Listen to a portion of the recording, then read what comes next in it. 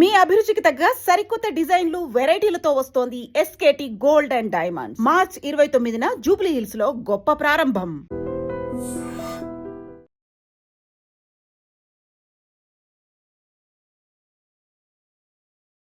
ఇప్పుడు 900 మంది పోలీసులు ఎందుకున్నారు అన్నప్పుడు అదే మంత్రి వివేక్ ఇంకొక మాట అన్నారు.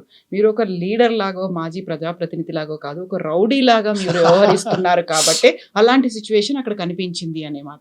కవిత గారు నేను ఒక మాట చెప్తా. నేను పాత సుమన్ అయితే అసలు వివేక్ కాన్స్టిట్యున్సీలో తిరగలేడు. సుమన్ అంటే ఎప్పటి సుమన్? ఉస్మానియా యూనివర్సిటీలో మీరు చూసిన సుమన్ను, తెలంగాణ సమాజం చూసిన సుమన్ అయి గనక నేను ఉండుంటే ఈ సంఘటన జరిగి ఎన్ని రోజులు అవుతుంది. మా వాళ్ళు ఊరికి దూరంగా మా కౌన్సిలర్లు ఎక్కడో ఉన్నారు. మేమంతా చెట్టుకొకలం పుట్టకొకలం అన్నట్టుగా మేమంతా క్యాడర్ చెల్ల చెదరైనాం. అక్రమంగా కేసులు పెట్టి వేధిస్తూ ఉన్నారు. అయినా అన్నిటినీ మేము భరిస్తూ ఉన్నాం, ఓపిక పడుతూ ఉన్నాం. నిజంగా నేనే పాత సుమన్ అయితే ఆయన అంటున్నాడు కదా రౌడీ గుండా అది ఇదని. నిజంగా నేనే పాత సుమన్ యూనివర్సిటీలో ఉన్నటువంటి సుమన్ అయితే ఇవాళ మంత్రి తిరగలేడు. కానీ నాకు ఆ ఉద్దేశమే లేదు. నేను అట్లా ప్రవర్తిస్తలేను. ఆవేశం తగ్గించుకొని కూల్గా ఉండి ఒకసారి ఎంపీ అయినా ఒకసారి ఎమ్మెల్యే అయినా ఇవాళ ప్రతిపక్షంలో ఉన్నాం. ప్రజలు ఇచ్చిన పాత్ర పోషిద్దాం. సరే మంత్రి గారి చేతిలో అధికారం ఉంది, ఛానల్ ఉంది, పేపర్ ఉంది, 1000 కోట్లు ఉన్నాయి, ఆయన రాజ్యం నడుస్తుంది, నడవని అని చెప్పి నేను ఓపికతో ఉంటున్నా తప్ప నిజంగా ఓపిక ఎవరికి ఉండాలి మీరు చెప్పండి? సహనం ఎవరికి ఉండాలి? బాధ్యత ఎవరికి ఉండాలి? ప్రభుత్వంలో ఉన్న పెద్దలకు ఉండాలి. ఒక్క మున్సిపాలిటీ కోసం ఆ ప్రాంతాన్ని అంతా రావణ కాష్టంలాగా చేశారు. మా కౌన్సిలర్ భూమగౌడ్ అని ఉంటారు, 11th వార్డు కౌన్సిలర్. సింగరేణి వాళ్ళు 30 సంవత్సరాల నుంచి సింగరేణి ఏరియాలో అక్కడ చాలామంది ఇల్లు కట్టుకుని ఉన్నారు. ఆయన కూడా ఇల్లు కట్టుకుని ఆయన గొడవలు కొట్టారు, ఆయన ఇల్లు కూలగొట్టే ప్రయత్నం చేశారు. మా మాజీ మంత్రి కొప్పలేశ్వర్ గారు వీళ్ళందరూ పోయి ఆ కుటుంబానికి ధైర్యం చెప్పి అండగా ఉన్నారు. తర్వాత మా సంధ్యారాయణ అనే కౌన్సిలర్ ఉంటారు, ఆమె మీద ఏదో ఎలక్షన్ నాడు మందు దొరికిందని చెప్పి మొన్న ఎలక్షన్ అయిపోయిన తర్వాత మొన్న ఒక ఎక్సైజ్ డిపార్ట్మెంట్ వాళ్ళు కేసు బుక్ చేశారు. ఇందాక నేను చెప్పిన మా బబ్బెర స్వర్ణలత గారు వాళ్ళ అత్తమ్మకు అసలు చదివే రాదు. ఆమె పిటిషన్ రాసిచ్చి సంతకం పెట్టిందని చెప్పి ఒక ఫేక్ ఎఫ్ఐఆర్ ఆ కంప్లైంట్ తీసుకొని ఫేక్ ఎఫ్ఐఆర్ క్రియేట్ చేసి ఆమెను తీసుకొని పోవాలని చూసింది. అంటే ఇంత ఎందుకు అంటున్నా నేను? ఏం అవసరం? ఒక్క మున్సిపాలిటీ అంత ఫాల్స్ ప్రెస్టేజ్కి మంత్రి గారు ఎందుకు పోవాలి? ఇవాళ నేను ధర్మం కోసం పోరాడుతున్నా. నిజంగా ప్రజలు ఇచ్చిన తీర్పు అది నిలబడాలి. ప్రజాస్వామ్యం పట్టపగలు హత్య చేయబడద్దని నేను ధర్మం వైపున నిలబడ్డా తప్ప నేను రౌడీయిజము గుండాయిజము ఏం చేస్తలేను. ఇన్ఫ్యాక్ట్ ఒక మంత్రి అయ్యుండి ఆయన కొడుకు ఎంపీ అయ్యుండి వాళ్ళ డబ్బులు ఉన్నాయని అధికారం ఉందనేటటువంటి అహంకారంతో వాళ్ళు రౌడీలు గుండాలాగా వాళ్ళు ప్రవర్తిస్తున్నారు. నేను ఒక మాట అడుగుతా, మీరు చెప్పండి. మేమేదో గొడవలు చేస్తామని ఇంతమంది పోలీసులు ఉన్నారని మంత్రి గారు చెప్పారని మీరు అన్నారు. మరి పోలీసులు ఉండగా 500-600 మంది మీ కార్యకర్తల నాయకులు ఎందుకు రావాలి కేదన్పల్లి మున్సిపాలిటీ కాడికి? ఏం అవసరం? అంతేనా కదా? అంటే గుండాయిజం రౌడీయిజం రెచ్చగొట్టే ధోరణితో ఎవరు వ్యవహారం చేస్తున్నారో దాన్ని బట్టే మనకు అర్థమవుతుంది. 25 మంది ఉన్న మేము 500-600 మంది ఉన్న వాళ్ళ మీద దాడులు చేస్తామా? ఉంటామా? సో నేనేమంటున్నా అంటే అంతిమంగా నేను చెప్పేది ఏంటంటే ఈ విషయంలో కేతన్పల్లి సబ్జెక్ట్లో గతంలో కూడా ఎప్పుడు కూడా రౌడీయిజం గుండాయిజం చేయలే. ఆవేశాన్ని కూడా తగ్గించుకొని ప్రజలు ఇచ్చినటువంటి తీర్పును గౌరవించి ఆయనకు అవకాశం ఇచ్చారు ఎమ్మెల్యే మంత్రి నియోజకవర్గం అభివృద్ధి చేయని అని చెప్పి పార్టీ ఇచ్చిన కార్యక్రమాలు కానీ ప్రజలకు సంబంధించిన సమస్యల మీద మాట్లాడడం, మొన్న పంచాయతీ ఎన్నికల్లో పనిచేయడం, మున్సిపల్ ఎన్నికల్లో పనిచేయడం, మా వాళ్ళని గెలిపించుకోవాలి కదా. మా కార్యకర్తలు, మా నాయకులు, మా పార్టీ ప్రతినిధులు వాళ్ళకి అండగా నిలబడాలి కదా. అట్లా పని చేసుకుంటూ పోతున్నాం తప్ప రౌడీయిజం గుండాయిజం నిజంగానే అట్లా అనుకో, నిజంగానే రౌడీయిజమే గుండాయిజమే మేము చేస్తున్నామే అనుకో, రికార్డ్స్ ఉండాలి కదా. వీడియో ఫుటేజ్లో ఫోటోగ్రాఫ్స్ మేము రౌడీయిజము గుండాయిజం ఎక్కడ చేసినామో ఉండాలి కదా, జనానికి చూపెట్టాలి కదా. ఇదే మంత్రి గారు ఏమంటారు? 17వ తేదీ నాడు ఎన్నికను వాయిదా ఇచ్చారు, మా మీద నేను లాఠీ చార్జ్ చేయించారు, మా మీద రాళ్ళ దాడి చేయించారు. ఇదే మంత్రి గారు చెన్నూరు పోయి ఎమ్మెల్యే క్యాంప్ ఆఫీస్లో ప్రెస్ మీట్ పెట్టి వెంటనే బాల్క సుమన్ మీద హత్యాయత్నం కింద కేసు నమోదు చేయాలని చెప్పిండు. వారు చెప్పిర్రు మధ్యాహ్నం 3టికో 4టికో, సాయంత్రం 7టికి నా మీద ఎఫ్ఐఆర్ అయింది, నాతో పాటు ఒక 25 మంది మీద. తెల్లారి ఆ రోజు మేము కేతన్పల్లి మున్సిపాలిటీ బంద్కు పిలుపునిచ్చాం, ప్రజా తీర్పును వీరు పరిహాసం చేస్తుందని చెప్పి. తెల్లారి కేతన్పల్లి మున్సిపాలిటీ బంద్ స్వచ్ఛందంగా ప్రజలంతా ముందుకు వచ్చి చేస్తున్నారు, వ్యాపారస్తులు వాళ్ళు వీళ్ళంతా. భయపడి నన్ను ప్రొద్దున అరెస్ట్ చేయకుండా బంద్ అంతా అయిపోయిన తర్వాత మధ్యాహ్నం తర్వాత 3 తర్వాత మా ఇంటికి వచ్చి నన్ను అరెస్ట్ చేశారు. ఈ అరెస్టుల ద్వారా, ఈ అక్రమ కేసుల ద్వారా నన్ను జైల్లో ఒక 16 రోజులు దోమలల్లో పండబెట్టడం ద్వారా మంత్రి గారు సాధించేది ఏంది? అంతిమంగా ఆయన ఈగో సాటిస్ఫై అయి ఉంటుంది తప్ప దానివల్ల ప్రజలకు వచ్చింది ఏంది? నెక్స్ట్ ఏం జరుగుతుందని మీరు అనుకుంటున్నారు? ఇప్పుడు ఎన్నిక అనేది ఉంది అంటే నేనేమంటున్నా, మేము హైకోర్టుకు పోయినాం. మా 14 మంది కౌన్సిలర్స్ పిటిషన్ వేసారు హైకోర్టు. మా 14 మంది కౌన్సిలర్లు స్టేట్ ఎలక్షన్ కమిషన్ కలిసారు. మా మహిళా కౌన్సిలర్లు అక్కడ జరిగినటువంటి దాష్టికం మీద మహిళా కమిషన్ కూడా కలిసి రిప్రజెంట్ చేశారు. సో ఇప్పుడు హైకోర్టు ఒక డైరెక్షన్ ఇచ్చింది, దాదాపు హైకోర్టు డైరెక్షన్ కూడా పూర్తిగా వస్తుంది నాకు తెలిసి 3 వారాల లోపల ఎన్నిక పెట్టాలి. ఒకవేళ ఏమన్నా ఇఫ్ నెసెసరీ ఇంకొక 1 వీక్ లోపల కంప్లీట్ చేయాలని చెప్పింది. ఇప్పటివరకు గవర్నమెంట్ అసలు ముందుకే వస్తలేదు. నాట్ ఓన్లీ కేతన్పల్లి, ఇబ్రాహీంపట్నంలో అదే పరిస్థితి, ఖానాపూర్లో అదే పరిస్థితి. ఈ 3 మున్సిపాలిటీలు మేమే గెలుస్తాం. 3 స్పష్టంగా మాకే మెజారిటీ ఉంది బీఆర్ఎస్ పార్టీకి. అందుకనే ఇప్పటికి స్టేట్ గవర్నమెంట్ అంటే as per municipal act state government concurrency ఇవ్వాలి. ఫైల్ సీఎం గారి దగ్గర పెండింగ్లో ఉంది. ఏంది అంటే చూస్తున్నాం చేస్తున్నాం అంటున్నారు.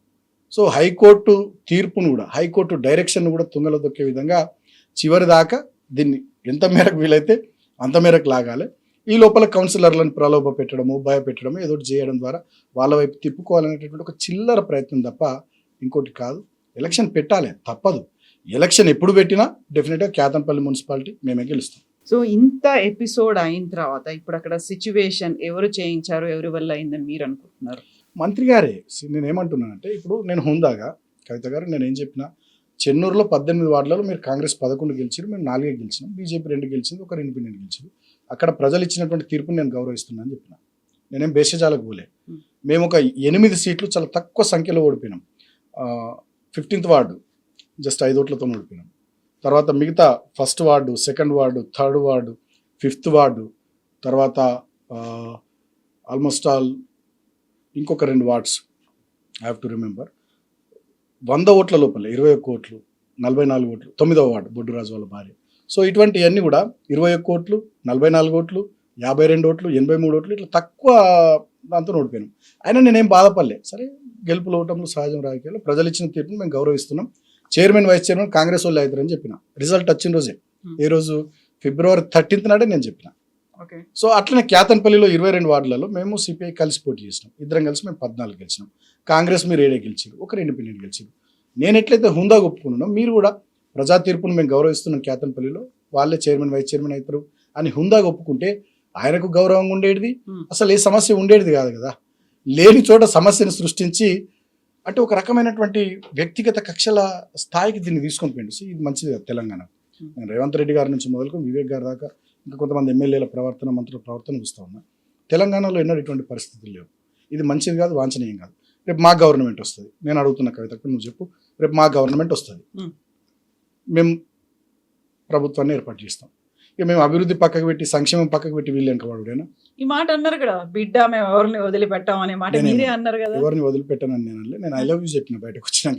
ఎందుకట్లా? ప్రేమ, నన్ను జైలుకు పంపించిందనే ప్రేమతో ఐ లవ్ యూ చెప్పిన తప్ప నేను ప్రేమిస్తూనే ఉన్నారు. అట్లనే చాలా ప్రేమిస్తా. గవర్నమెంట్ వచ్చినాక ఇంకెక్కువ ప్రేమిస్తా. మీరు చూస్తారు కదా ఎంత ప్రేమిస్తున్నాను. దాన్ని ఎట్లా చూపిస్తారు మీ ప్రేమని? చూపిస్తా, ఫీల్ మై లవ్ అని చెప్పి చూపిస్తా గవర్నమెంట్ వచ్చిన తర్వాత. సో ఫీల్ మై లవ్ అని వెంటబడుతూ మీ ప్రేమను చూపించుకుంటూ వెంటబడాలి అవి ఏంటి. నేనేమంటున్నా అంటే ఈ రకమైనటువంటి వాతావరణం మీరు ఎందుకు తీసుకొచ్చారు? నేను ఒకటే ప్రశ్న. నేను 2014లో మీరు నా మీద ఓడిపోతే తెచ్చి మిమ్మల్ని ప్రభుత్వ సలహాదారుని చేసుకున్నాం. వెంకటేష్ నేత ఓడిపోతే నా మీద ఎమ్మెల్యేగా తెచ్చి ఎంపీని చేసుకున్నాం. అంటే ఈ రకమైనటువంటి సర్దుకుపోయే ధోరణి, కలుపుకొని పోయే మనస్తత్వం నాకున్నట్టు మీకు ఎందుకు లేదు? మీరు మంత్రి అయినరు, కావాలనుకున్నారు మంత్రి అయినరు, మమ్మల్ని ఓడించాలనుకున్నారు ఓడించిర్రు. సో ఇవాళ మంత్రిగా, ప్రభుత్వ పెద్దగా, ఒక బాధ్యతాయుతమైనటువంటి స్థానంలో ఉన్నటువంటి మీరు ఈ వ్యక్తిగత కక్షల్ని పెంచడం ద్వారా సాధించేది ఏంది? ఇవాళ రామకృష్ణాపూర్లో కానీ, మందమరిలో కానీ, చెన్నూరులో కానీ మా వాళ్ళని చాలామందిని మీరు జైలుకు పంపించారు, కేసులు పెట్టారు. ఎటుపోతుంది? మేము గవర్నమెంట్కి వచ్చిన తర్వాత మా క్యాడర్ ఏమంటారు మీరు చెప్పండి. అన్న ఆ రోజు కేసు పెట్టారు, మనం ఎందుకు ఊకోవాలంటారు. నేనేం చేయాలి? ఇప్పటి నుంచి అంటున్నారా, అప్పుడే అంటారు అనుకుంటున్నారా మీరు? ఇప్పటి నుంచి అంటున్నారు మా వాళ్ళు. ఏమంటున్నారు? అన్న మనం ఊకోవద్దు, రేపు నెక్స్ట్ మన గవర్నమెంట్ వచ్చినాక అంటే అట్లా కాదు కదా, మనం పని చేసుకోవాలని నేను సముదాయిస్తున్నా. ఉంటుంది కదా ఎవరికైనా, అందరం ఉప్పు కారం తింటున్నాం, అందరికి చీము ఎత్తులు ఉంటుంది, అందరికి కుటుంబాలు ఉన్నాయి, అందరికీ అభిమానులు ఉన్నారు, బంధువులు ఉన్నారు. 16 రోజులు జైల్లో ఉంటే ఎట్లుంటుంది? ఏమనిపిస్తుంది ఎవరికైనా? అక్రమంగా కేసులు పెట్టి చెట్టుకొకళ్ళు పుట్టకొకళ్ళు పోతే ఏమనిపిస్తుంది ఇళ్లలో? 20 రోజులు 30 రోజులు బయట ఉండి కౌన్సిలర్లు ఎక్కడనో ఊరికి దూరంగా ఉగాది పండుగలు చేసుకుంటూ ఎక్కడనో బతుకుతుంటే ఏమనిపిస్తుంది? అరే మేము గెలిచిన తర్వాత కూడా మా ఊరికి పోలేని పరిస్థితి, ఇంత అన్యాయం ఏందని అనిపిస్తుంది. రేపు మా గవర్నమెంట్ వస్తుంది, మా వాళ్ళు ఏమంటారు? అన్న మనం చూసుకోవాలంటారా అనరా? మరి నేనేం చేయాలి అప్పుడు? మీరు చెప్పు.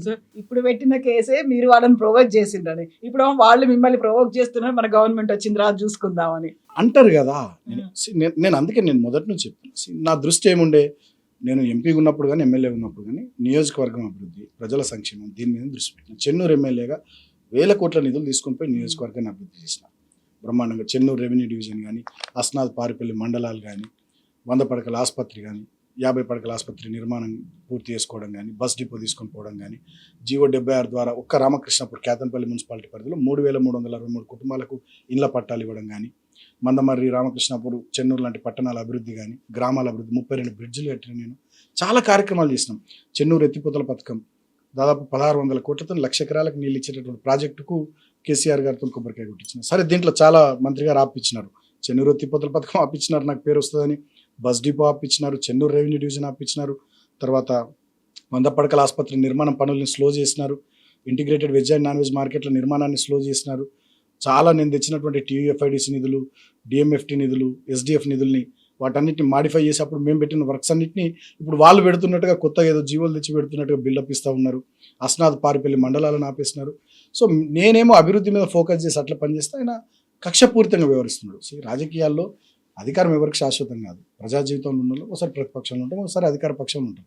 అధికారంలో ఉన్నప్పుడు ప్రజలకు మన కర్తవ్యం ఏంది, అవకాశం ఇచ్చినందుకు మనం అభివృద్ధి చేయాలి, వాళ్ళకి 4 సంక్షేమ కార్యక్రమాలు చేయాలి.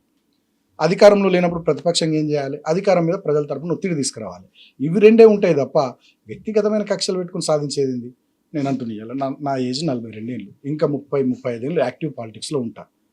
నేనేం చేయాలి చెప్పురు ఇక మీరు రేపటి రోజున గవర్నమెంట్ వచ్చినాక మీరే చెప్పురు. ఏం చేద్దాం అనుకుంటున్నారు మీరు? నేను మంచిగా ప్రజలకు సేవ చేద్దాం అనుకుంటున్నా. కానీ మీరేం చేస్తున్నారు? మీరు గెలిచి అధికారంలో ఉన్న వాళ్ళు ప్రజలకు సేవ చేసుకుంటే అసలు ఈ లుల్లులు ఎక్కడి, ఈ పంచాయతీలు ఎక్కడి? మీ పార్టీ మీరు, మీ పాలసీస్ మా పార్టీ మేము, మా పాలసీస్ మేము.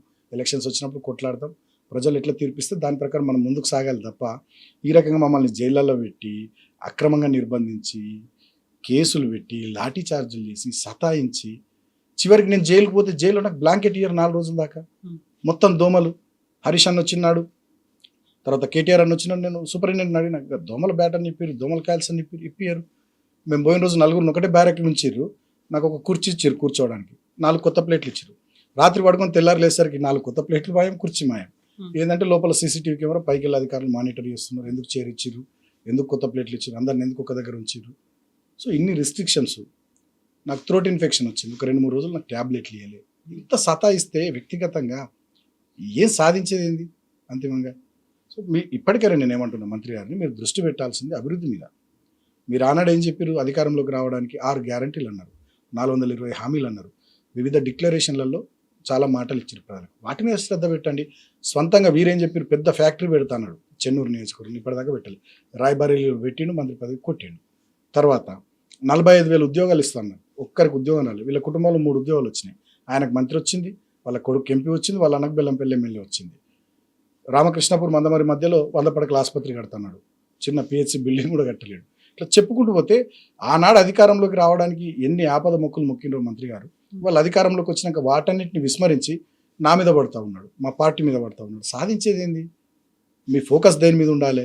చెన్నూరు ప్రజలు సుమన్ను జైల్లో పెట్టేందుకు ఓటేసిరు. మీరు 45,000 ఉద్యోగాలు ఇస్తామంటే ఓటేసిరు కదా, కరకట్టలు కట్టిస్తామంటే ఓటేసిరు కదా, ముంపు గ్రామాల ప్రజల భూములు కొనిస్తా అంటే కదా మీకు ఓటేసింది, ఫ్యాక్టరీ పెడతా అంటే కదా మీకు ఓటేసింది, అగ్రికల్చర్ మినీ యూనివర్సిటీ పెడతా అంటే మీకు ఓటేసింది, 6 గ్యారంటీలు అంటే ఓటేసిరు, బీసీలకు 42% రిజర్వేషన్లు అంటే ఓటేసారు, కేసీఆర్ దళితులకు 10 లక్షలు ఇస్తుండు, అంబేద్కర్ అభయహస్తం కింద 12 లక్షలు ఇస్తామంటే ఓటేసారు, 5 లక్షలు ప్రతి విద్యార్థికి విద్యా భరోసా కార్డు ఇస్తామంటే ఓటేసారు. 2 ఏళ్లలో మొదటి సంవత్సరంలోనే 2 లక్షల ఉద్యోగాలు, ప్రతి నిరుద్యోగికి 4,000 నిరుద్యోగ వృత్తి ఇస్తామంటే ఓటేసారు. అవన్నిటిని విస్మరించి సుమన్ మీద కేసులు పెట్టుడు, సుమన్ను జైల్లో పెట్టుడు, మా క్యాడర్ని ఇబ్బందులు పెట్టుడు. ఇంకా దారుణం ఏంటంటే ఇవాళ బీఆర్ఎస్వి వాళ్ళు ఏదో అసెంబ్లీ ముట్టడి కార్యక్రమం పెట్టుకున్నారు. వాళ్ళు పెట్టుకునేది ఎక్కడ, హైదరాబాద్లో, ఫీజు రియంబర్స్మెంట్ అంశం మీద. చెన్నూరులో మా వాళ్ళని అరెస్ట్ చేసి అర్ధరాత్రి స్టేషన్లలో కూర్చుని పెడతారు. చెన్నూరు పోలీస్ స్టేషన్లో, రామకృష్ణాపూర్ పోలీస్ స్టేషన్లో, మందమరి పోలీస్ స్టేషన్లో. అక్కడ నుంచి వచ్చి ఇక్కడ ఏమైనా గొడవ చేస్తారేమో అని. ఇంకా ఇక్కడ మాకు లేరని అక్కడి నుంచి వచ్చి గొడవ చేయాలా? ఇది కేవలం కక్ష సాధింపు. నేను అనేది ఏంటంటే, ఇప్పుడు మేము కూడా గతంలో గవర్నమెంట్లో ఉన్నప్పుడు చాలామంది అసెంబ్లీ ముట్టడి కార్యక్రమాలు తీసుకుంటారు. సహజంగా అసెంబ్లీ ముట్టడి అంటే ఏంది, అసెంబ్లీ జరుగుతున్నప్పుడు ఆ అంశం మీద ఫోకస్ రావడానికి, ప్రభుత్వం దృష్టికి, ప్రజల దృష్టికి అంశాన్ని హైలైట్ చేయడానికి తీసుకునే కార్యక్రమాలు ఇవి. అరెస్ట్ చేస్తారు, మళ్ళీ వదిలిపెడతారు, నడుస్తూనే ఉంటుంది. చెన్నూరులో అరెస్టులు చేయాల్సిన అవసరం ఏముంది నాకు అర్థం కాదు. అంటే మంత్రి గారి కక్ష సాధింపు ఎట్లున్నదంటే, మొత్తం పోలీసులకు వారే మాట్లాడతారు. వారి పిఏ ఒక ఆయన ఉంటాడు రమణారావు అని, ఆయన గన్మెన్ ఒక ఆయన ఉంటాడు రవి అని, మొత్తం వాళ్ళే. ఏదైనా ప్రోగ్రామ్ ఉంటే చాలు పోలీసులకు ఫోన్లు చేస్తారు. ఇక పోలీసులు అంతా విశాఖ ఇండస్ట్రీస్ ఎంప్లాయీసే. పోలీసులు ఎవరు లేరు, విశాఖ ఇండస్ట్రీస్ ఎంప్లాయీస్. వివేక్ ఇంట్లో గుమస్తలు, అది జిల్లాధికారులంతా. ఈయన ఫోన్ చేయగానే అందరినీ అరెస్టులు చేయడం, లోపలేయడం, ఇబ్బందులు పెట్టడం. అంటే ఈ రకమైనటువంటి ధోరణి మంచిది కాదనేది నా భావన.